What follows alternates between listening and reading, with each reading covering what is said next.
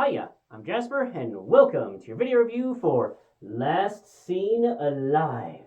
It's a movie starring Gerard Butler and other people I haven't seen anything else in.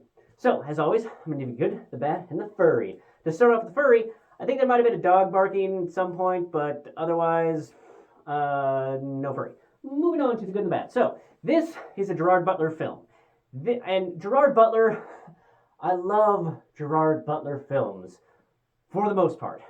There's the occasional movie, but for the most part, I just have a soft spot for Gerard Butler. Gerard Butler is always a win for me. I love how he is in movies. I'm gonna link down below some of the reviews that I've done for some of his movies, but just like Gerard Butler is always in it, and even when he isn't like in it, he has this charisma about him where like Gods of Egypt. Having a Scottish dude play an Egyptian god, and I was fucking there for it. I was just like, hell yeah, yes, give me more of that. I watched the hell out of that movie. I just gave just so many Gerard Butler movies. I think I first noticed him or saw him in 300, but he is just absolutely awesome, and highly recommend most of his films.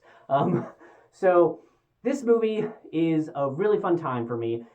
It's not quite shot in real time, so to speak. Like it's not exactly like, oh, 1 minute on screen time is 1 minute in the real world or whatever. It's not quite that level, but it is very much like all supposed to take place sort of near real time is what I'll say. And it was interesting and fun to see that, because I think that it really it added such intensity to it.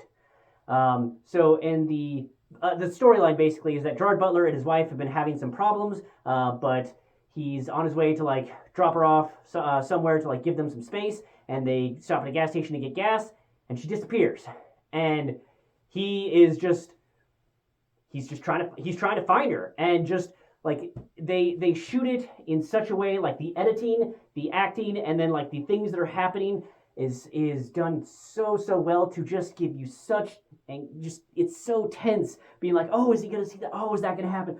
Ooh, what's gonna happen there? And just he's so good at just making you feel the things that he's feeling.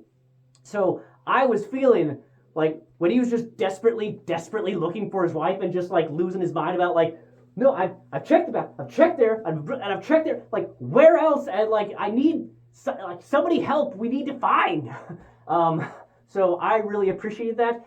And I will say that it was fun because he plays just an everyman. And I know that a lot of times Gerard Butler plays like an action dude or like some guy who's had a military background. But this one, I really feel like he was playing a guy who had no military experience and no training. Like he wasn't like a scared, like, no, don't hurt me type of guy. But he's just an everyman who just has a usual job, and so seeing that and the things that he has to do to find his wife, whether or not he does find her in the end, I'm not going to say. But it was really fantastic to be on the journey with him, and the surrounding characters were fun. And I would say that pretty much everything that both he does and that the police do and that the other characters do, like I think they all pretty much make sense and are believable. There's one thing that he does that I think doesn't make sense. Okay, actually, no, now I think about it. There's two things. Okay, there's two things. I'm not going to mention exactly what they are, but I think there was two instances where he did things that I just don't believe that either he would do, or that would make sense for him to do, or that would be, a good idea.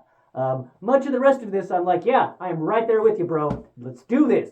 Yeah. I feel that. But there were a couple instances where I was like, but would you though? Would you? I don't think you would. And that probably wasn't great. That sort of thing.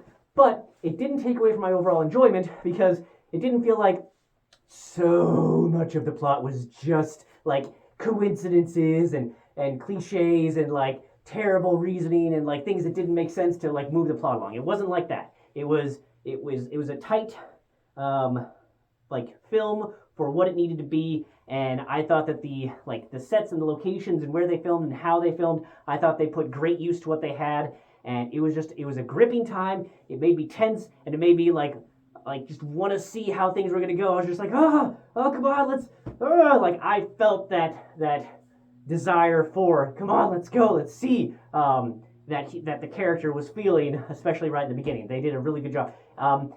It's not quite necessarily up to the height of that the border crossing scene of Sicario, but I think that it had a more like a sustained, like not quite this high, but it had a sustained level of tense and desire to see more throughout, and that's really what I like in a movie. As I want you, the movie, to make me want to see more of you, and that's what it did, and I think it did a fantastic job. So 2 thumbs up. So give this movie a shot.